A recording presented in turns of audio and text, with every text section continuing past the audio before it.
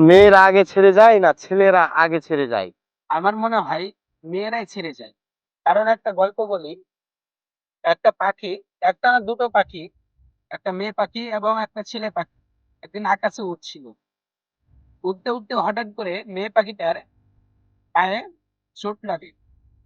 তখনই একটা কোনো গাছে এসে বসলো দুটো পাখি। তারপরে বললো যে আমার পায়ে চোট লেগেছে। মেয়ে পাখিটা বললো ছেলে পাখিটাকে। তারপরে ছেলে পাখিটা বললো যে তোমার পায়ে চোট লেগেছে, তোমাকে ছেড়ে আমি যাবো না। তখন ছেলে পাখিটা তার ডানাকে ভেঙে দিল। ডানা ভেঙে দেওয়ার পরে হঠাৎ করে একদিন একটা ঝড় তুফান আসলো। সে ঝড় তুফানে ছেলে পাখিটা মেয়ে পাখিটাকে বললো তুমি কোনো জায়গা চলে যাও। তারপরে মেয়ে পাখিটা চলে গেল। পরে এসে দেখে যে পাখিটা মরে গিয়েছে। ছেলে পাখিটা মরে গিয়েছে এবং পাশে একটা চিঠি ছিল।